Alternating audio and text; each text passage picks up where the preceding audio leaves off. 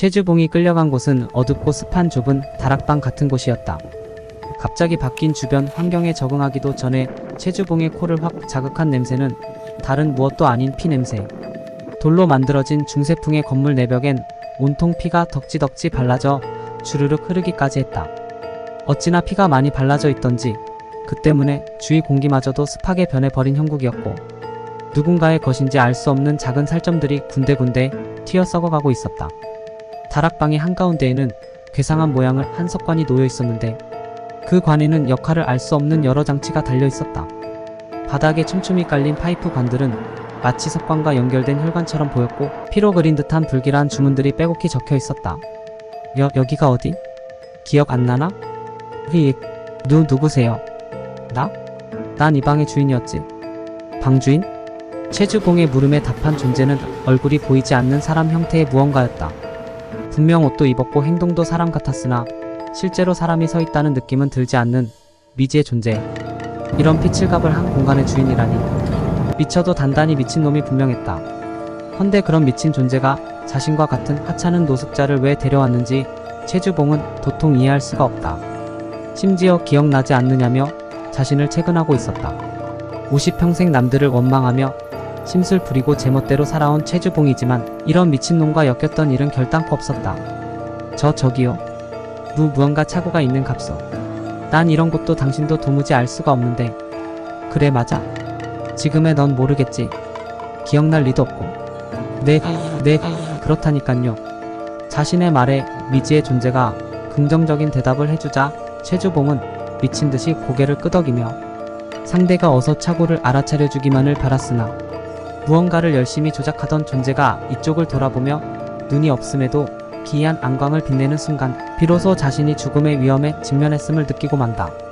지금의 넌 아니나 미래의 넌 이 방을 기억할 것이다. 아니, 그게 뭔 똥개 뒷다리 긁는 소리여?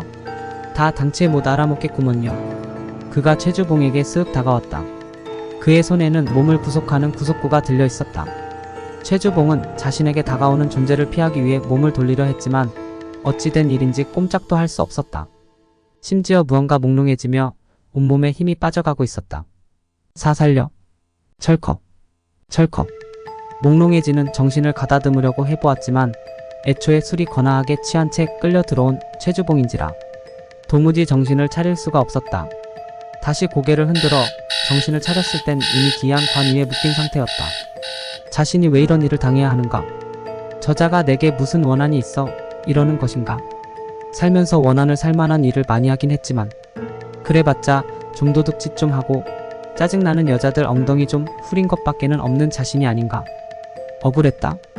억울한데 심지어 억울하다 말도 못할 만큼 정신이 자꾸 희미해져 갔다. 내가 한낱 노숙자여서 이런 말도 안 되는 일을 당하는 것일까 하는 분노가 치밀어 올랐다가 앞으로 무슨 일이 벌어질지 알 수 없어 마냥 두렵기도 했다. 최주봉의 눈가에 분노와 공포, 억울함이 뒤섞인 눈물이 주르륵 흘러내린다. 너 우는 거냐? 아직 아무것도 시작하지 않았는데? 우욱.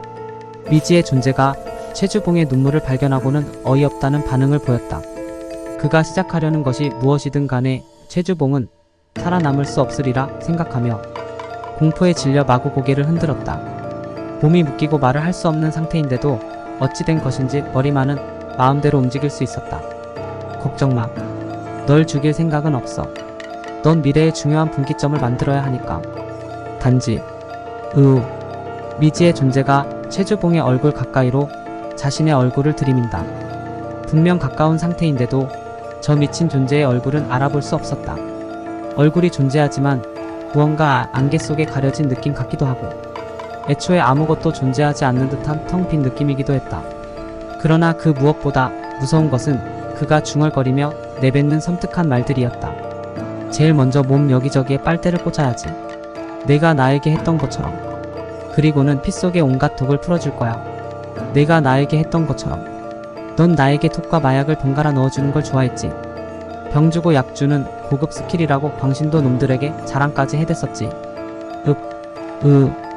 네가 언제 그랬냐고? 아까부터 몇 번이나 설명해야 알겠어. 미래에 내가 나에게 한 짓이라고. 뭐? 내가 미친놈 같다고? 이야.